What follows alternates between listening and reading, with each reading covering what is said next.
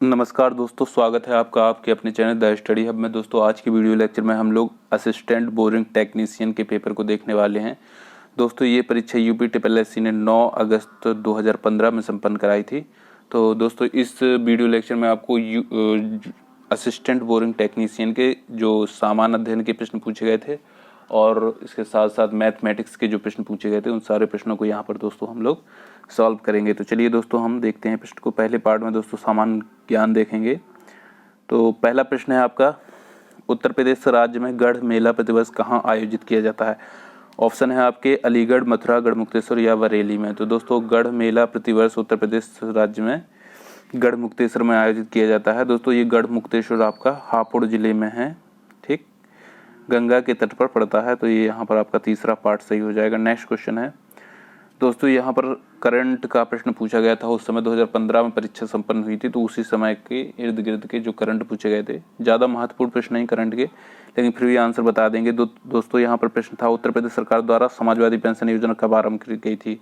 तो दोस्तों उस समय समाजवादी पार्टी सरकार द्वारा जनवरी 2014 में समाजवादी पेंशन योजना से शुरुआत की गई थी। तो यहाँ पर आपका पहला ऑप्शन सही होगा। नेक्स्ट क्वेश्चन है दोस्तों, उत्तर प्रदेश में उस समय सरकार में लोक निर्माण एवं सिंचाई मंत्री कौन है? दोस्तों जो उस समय की सरकार में पूछा गया था, तो उस समय शिवपाल सिंह यादव होते थे। आज दोस्तों लोक निर्माण मंत्री केशव प्रसाद मौर्य जी हैं और सिंचाई मंत्री डॉक्टर महेंद्र सिंह हैं। तो इस प्रकार इसका जवाब ये होगा। नेक्स्ट क्वेश्चन देखते हैं। चौथे प्रश्न में पूछा गया था दोस्तों, उत्तर प्रदेश राज्य में निम्नलिखित में से किस सबसे ऊंचा बांध कौन सा है? तो दोस्तों यूपी में जो सबसे ऊंचा बांध है वो आपका राम गंगा बांध है। दूसरा ऑप्शन सही हो जाएगा। दोस्तों यह बांध धामपुर के रामगंगा नदी पर स्थित है, ठीक। इसका जो निर्माण हुआ था 1978 में हुआ था। तो यहाँ पर दोस्तों आपका दूसरा ऑप्शन सही होगा। अगला प्रश्न है दोस्तों, ये भी करंट अफेयर्स का कुछ प्रश्न था उस समय के। माननीय मुख्यमंत्री श्री अखिलेश यादव द्वारा 27 सितंबर 2014 को लखनऊ मेट्रो योजना का शिलान्यास किया गया था। प्रथम चरण में लखनऊ मेट्रो को कब शुरू करने की योजना? तो दोस्तों उस समय जब मेट्रो का शिलान्यास हुआ था तो अक्टूबर 2016 तक लखनऊ के 4 बाग से इसको ट्रांसपोर्ट नगर तक चलाने की योजना थी। तो ये सबसे पहले अक्टूबर 2016 में इसे चलाने की योजना बनाई गई थी। नेक्स्ट प्रश्न देखते हैं।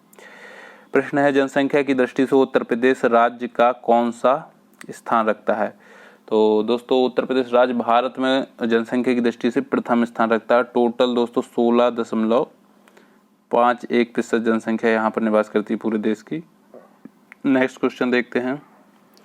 निम्नलिखित में से कौन सम्मिलित नहीं है? यहाँ देखना है कि दोस्तों किसका मिलान सही नहीं किया गया। ग्रीन पार्क स्टेडियम कानपुर तो सही है दोस्तों। गुरु गोविंद सिंह स्पोर्ट्स कॉलेज लखनऊ ये भी सही है। महात्मा गांधी स्टेडियम दोस्तों ये गलत है, ये तमिलनाडु राज्य के सलेम जिले में स्थित है। तो ये आपका सही ऑप्शन होगा। चौथे पार्ट में दिया है डॉक्टर अंबेडकर स्टेडियम वाराणसी, ये भी दोस्तों आपका सही है। नेक्स्ट देखते हैं। विटामिन सी का रासायनिक नाम क्या है? साइट्रिक अम्ल, एस्कॉर्बिक अम्ल, थायरमिन या फिर टार्टरिक अम्ल? तो दोस्तों विटामिन सी का रासायनिक नाम एस्कॉर्बिक अम्ल होता है। दूसरा ऑप्शन यहाँ पर सही है आपका। और विटामिन सी और बी जो होते हैं दोस्तों, 2 विटामिन बी और सी ये आपके जल में घुलनशील होते हैं। बाकी जो विटामिन होते हैं वो वसा में घुलनशील होते हैं। 9वें प्रश्न में पूछा गया था, लोकसभा की सदस्यता के लिए उम्मीदवारों की न्यूनतम आयु क्या निर्धारित की गई? तो दोस्तों लोकसभा की सदस्यता के लिए मिनिमम आयु जो है वो आपकी 25 ईयर होनी चाहिए। अनुच्छेद 84 में ऐसा दिया गया है कि लोकसभा सदस्य बनने के लिए न्यूनतम आयु 25 वर्ष होना चाहिए। जबकि दोस्तों राज्यसभा का अगर सदस्यता ग्रहण करना चाहते हैं तो उसके लिए मिनिमम आयु 30 वर्ष होनी चाहिए। नेक्स्ट क्वेश्चन देखते हैं। चंद्रशेखर आजाद मुठभेड़ में कहाँ शहीद हुए थे? मेरठ, इलाहाबाद, आगरा या फिर कानपुर? तो यहाँ पर दोस्तों आपका जवाब होगा इलाहाबाद। दोस्तों इलाहाबाद में ये अल्फ्रेड पार्क जो पहले नाम हुआ करता था, तो अल्फ्रेड पार्क में दोस्तों पुलिस के साथ मुठभेड़ में मारे गए थे। ये 27 फरवरी 1931 को शहीद हो गए थे। तो यहाँ पर आपका सही जवाब होगा इलाहाबाद। तो दोस्तों ये 10 प्रश्न जो थे आपके थे सामान्य अध्ययन के, सामान्य ज्ञान के। उसके बाद जो दोस्तों 20 प्रश्न थे वो मैथमेटिक्स के थे। तो इन प्रश्नों को भी देख लेते हैं। यहाँ दोस्तों हमको सॉल्व करना है, एक्स का मान क्या होगा बताना है। इक्वेशन दिया है, इसको सॉल्व करके एक्स के मान को निकालना है। तो दोस्तों यहाँ देखते हैं, इसको जब सॉल्व करेंगे, एक मिनट, तो दोस्तों इसको सॉल्व करेंगे तो यहाँ पर x/8 बराबर 53/56 माइनस 4/3, ये 4/3 इस साइड चला जाएगा।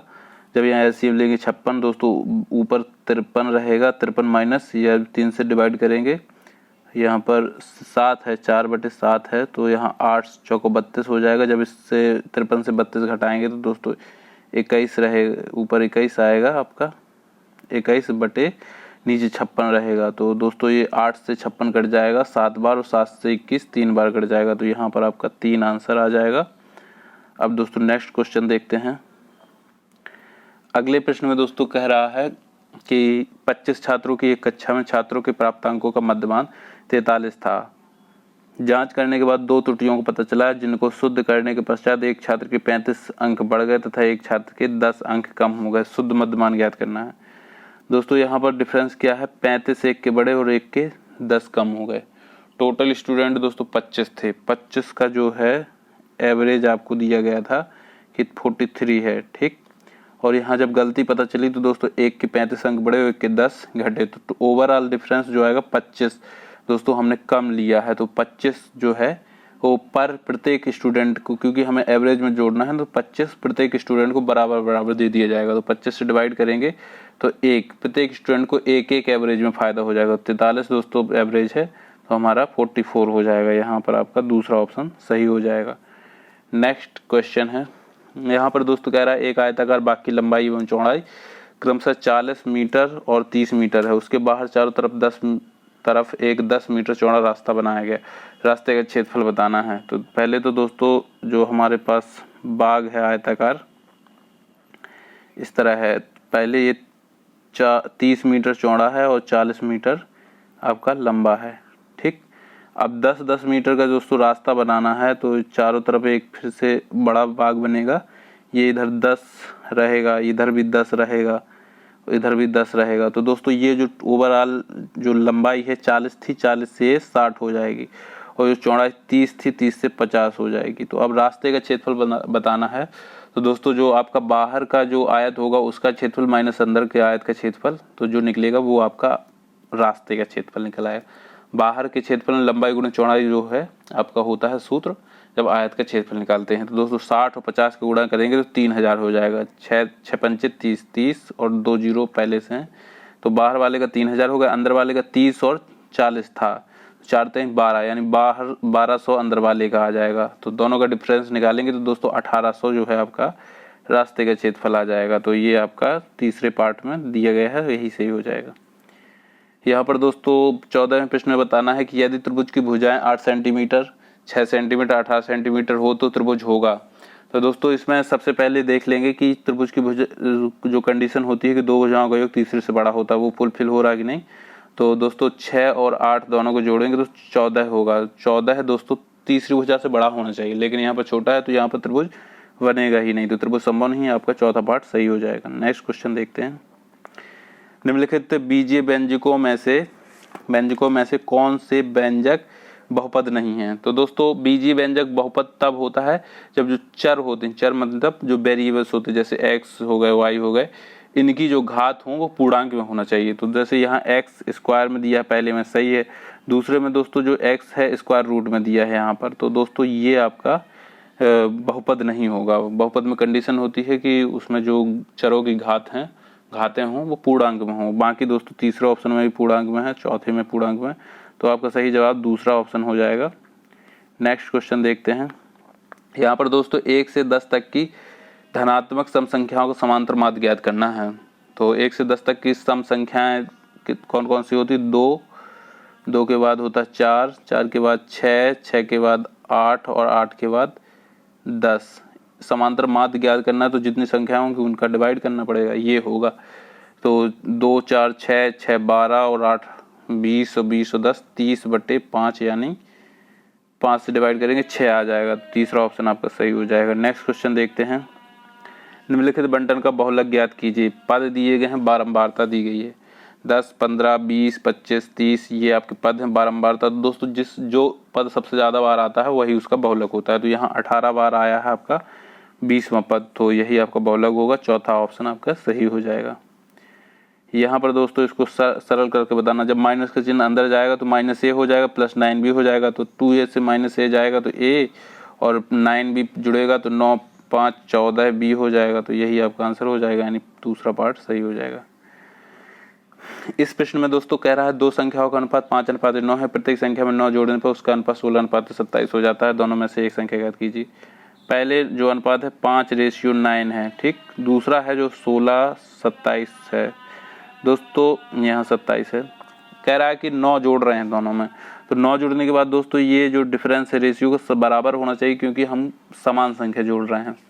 तो लेकिन यहाँ 9 से 27 यानी 18 जोड़ना पड़ रहा है, और यहाँ 5 से 16 आ रहा है यानी 11 जोड़ना पड़ रहा है। बराबर तो है नहीं है, तो जब ये डिफरेंस बराबर करना है तो इसके लिए क्या, जो इनके बीच का डिफरेंस होता है रेशियो का, इसके बीच में क्या है 9 और 5 में 4 का डिफरेंस है, और 27 और 16 में 7 4 11 का डिफरेंस है। तो दोस्तों ये जो 11 है इसका मल्टीप्लाई इस रेशियो में कर देंगे, और ये 4 है इसका मल्टीप्लाई इस रेशियो में कर देंगे, तो आपका जो नया रेशियो बनेगा उनमें यहाँ पर जो है सेम डिफरेंस आ जाएगा, ठीक है। ये प्रोसीजर करते हैं, तो करके देखते हैं बगल में।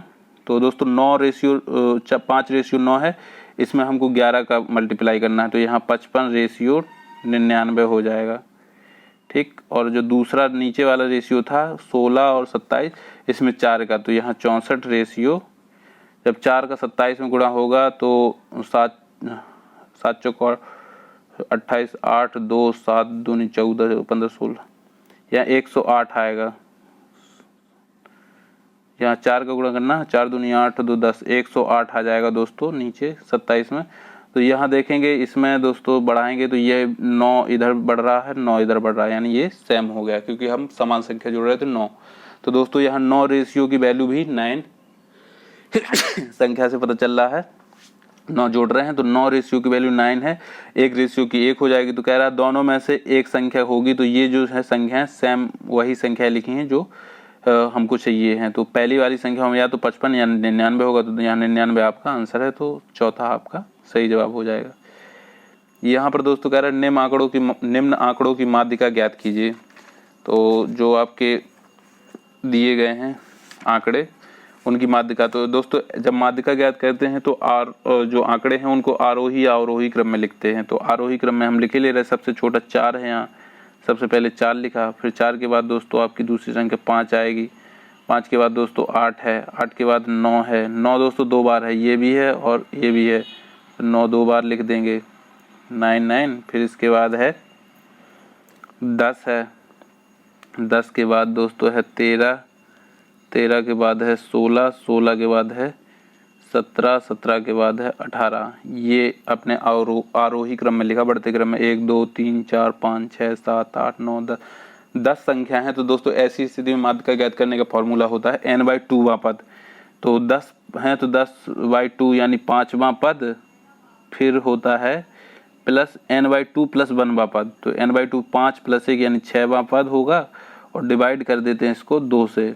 तो 5वां पद पहले देखते हैं, 1 2 3 4 5, 5वां पद 9 है, 6वां पद 10 है, तो ये दोनों जुड़ेंगे तो 19/2 होगा।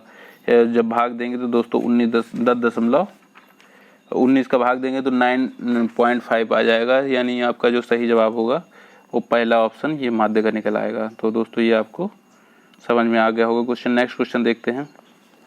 यहाँ पर दोस्तों क्वेश्चन है, एक व्यक्ति 20,000 रुपये उधार लिए जिसकी अदायगी 5,000 की 4 वार्षिक किस्त में ब्याज सहित करनी है। यदि ब्याज की दर 6% प्रति वर्ष हो तो दूसरे वर्ष के अंत में कितनी किस्त की देय राशि क्या होगी। दोस्तों पहले वर्ष जो पैसा देगा वो 5,000 रुपये दे देगा, ठीक। तो दूसरे वर्ष के लिए उसके पास 5,000 की प्रत्येक वर्ष किस्त देनी है ना, दूसरे वर्ष के लिए उसको देने के लिए पैसा रहेगा 15,000।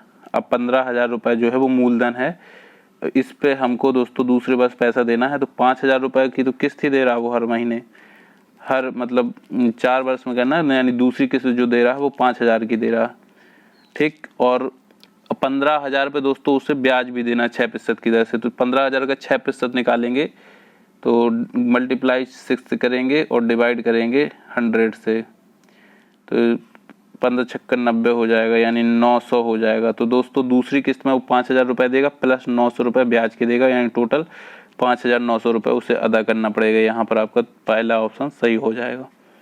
नेक्स्ट क्वेश्चन है, इस क्वेश्चन को दोस्तों समझ के आप खुद सॉल्व करेंगे, मैं सीधे सीधे इसको बता दे रहा हूँ आपको कैसे कैलकुलेशन करनी है।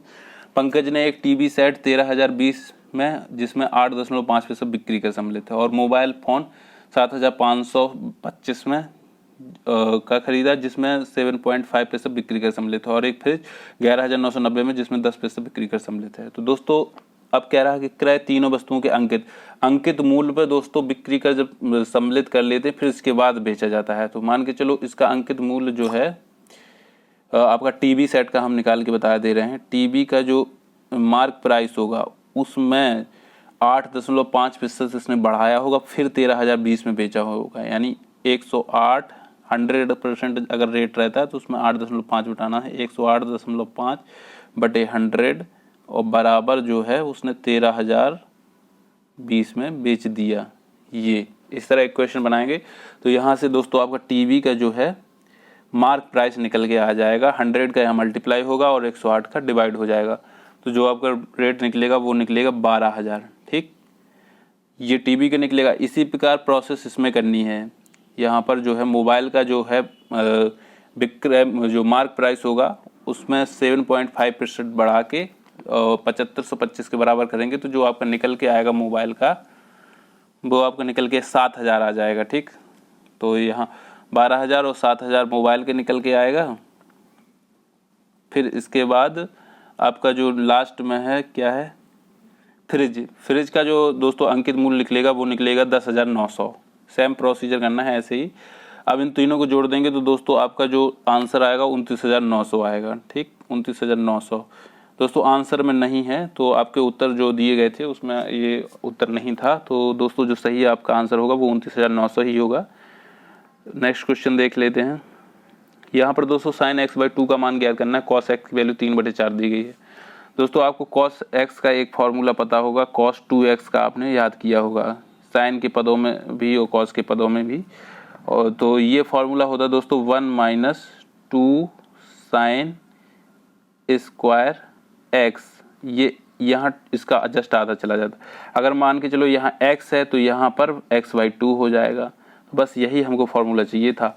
और यहाँ से दोस्तों साइन x को हम पूरे 2 साइन स्क्वायर एक्स को इस साइड ले आएंगे लेफ्ट हैंड तरफ, और कॉस यहाँ 2 भूल जाएगी। ठीक, इसको इधर ले जाएंगे तो 1 - cos x हो जाएगा।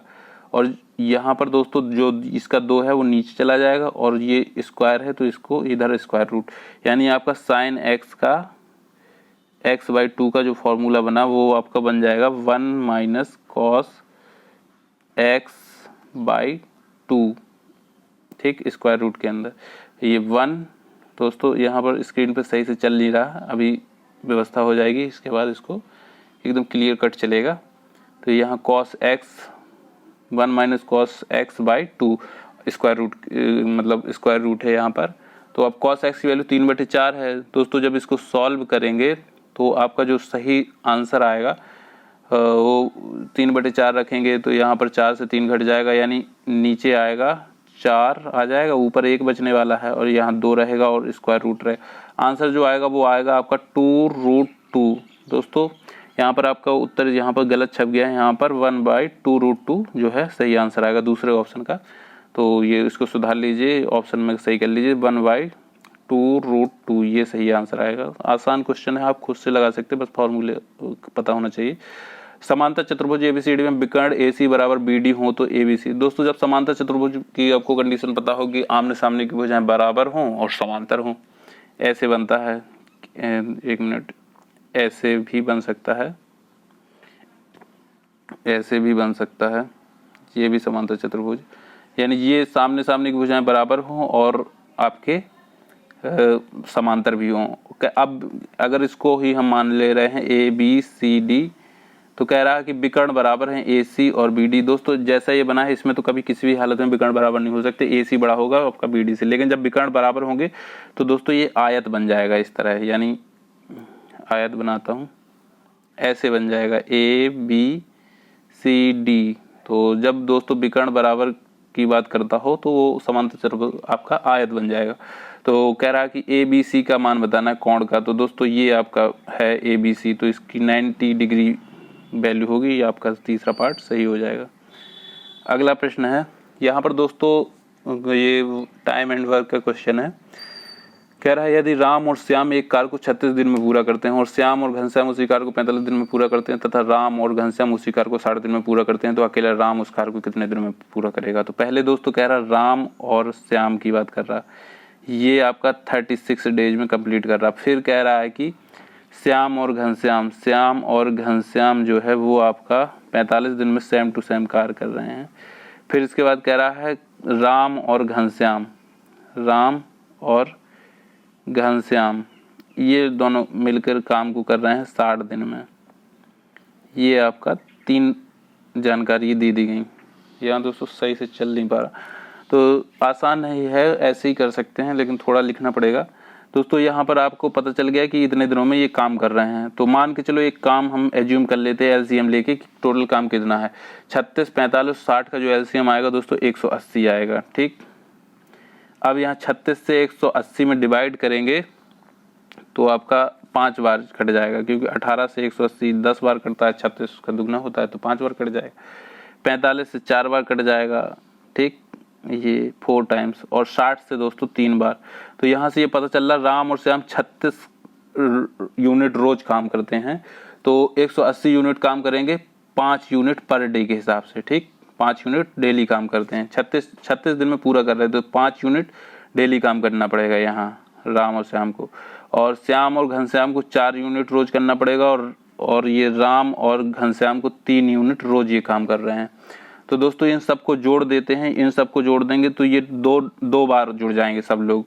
तो यहाँ पर हमको 2 को डिवाइड करना पड़ेगा। तो राम, श्याम और घनश्याम मतलब एक दिन में कितना यूनिट काम कर रहे हैं, 5 4 9 3 12, टोटल 12 यूनिट काम कर रहे हैं। यहाँ 2 टाइम्स हैं, सब जोड़ते हैं ना, 2 बार हो जाते हैं। जब इसमें 2 का डिवाइड कर देंगे तो ये 6 यूनिट काम कर रहे हैं तीनों। ठीक, एक दिन में 6 यूनिट काम करते हैं। तो हमको निकालना क्या है, उस काम को राम कितने दिन में करेगा। तो दोस्तों ये जो बीच वाला पार्ट है इसमें राम नहीं है, ये 6 यूनिट काम राम, श्याम, घनश्याम डेली करते हैं, और 4 यूनिट काम जो है श्याम और घनश्याम करते हैं। यानी यहाँ 6 यूनिट में से श्याम और घनश्याम को निकाल देंगे तो राम का अकेला काम बच जाएगा, यानी 2 यूनिट काम राम डेली करता है। तो टोटल काम दोस्तों हम लोग निकाल चुके हैं 180 यूनिट है।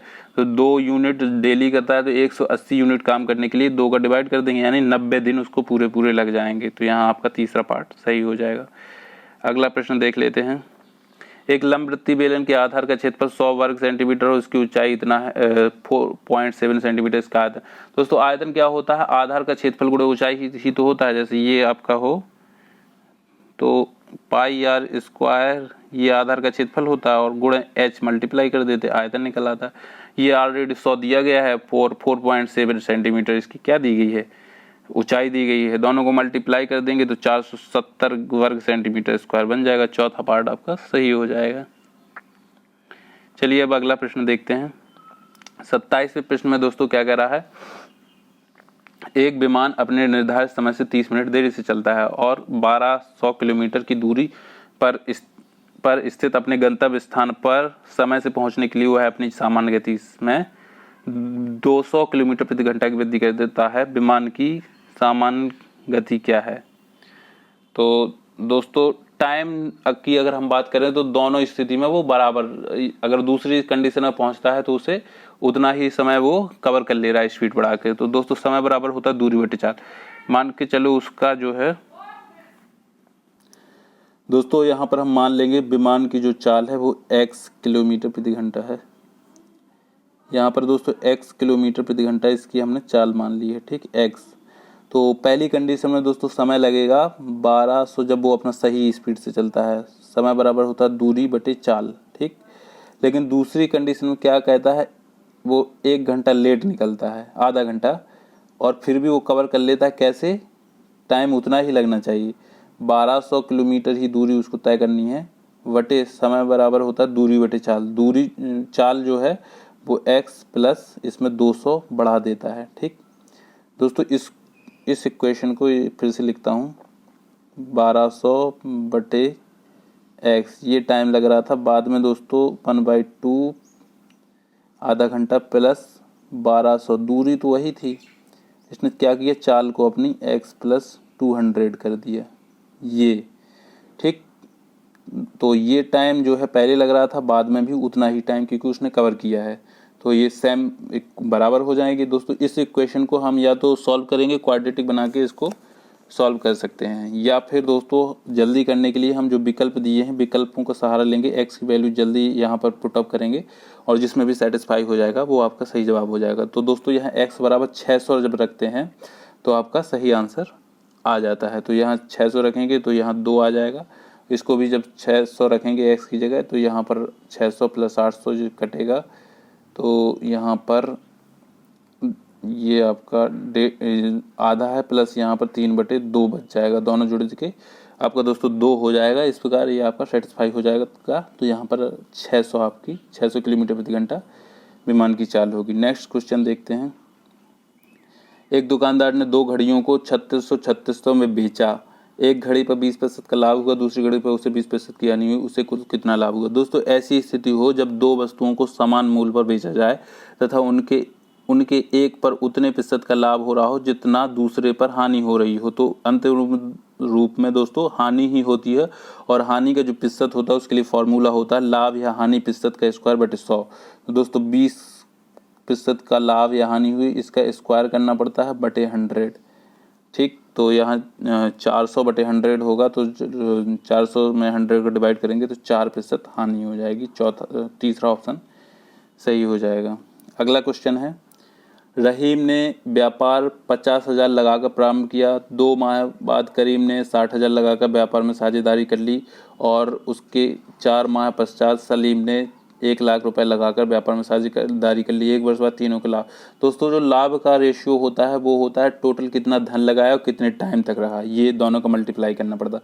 पहले वाले ने दोस्तों 50,000 रुपये लगाया, ठीक, यहाँ 0 और इसने 12 महीने तक दोस्तों, क्योंकि शुरू से लगा रहा, और दूसरा वाले ने दोस्तों 60,000 रुपये लगाया, 2 महीने बाद लगा रहा है, ठीक।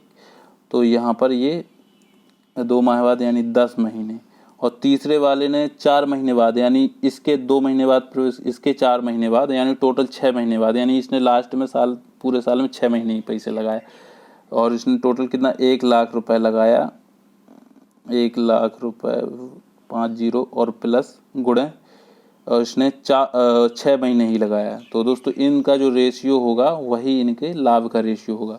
तो दोस्तों 12 पंचे 60, 6 लाख ये हो जाएगा, और 6 लाख ये भी हो जाएगा। 60 में जब 60,000 में 10 का गुणा होगा, और 1 लाख में 6 का गुणा 6 लाख ये भी हो जाएगा, यानी 1:1:1। इस रेशियो में दोस्तों उनका लाभ बढ़ जाएगा, यानी दूसरा ऑप्शन सही हो जाएगा। नेक्स्ट क्वेश्चन देखते हैं।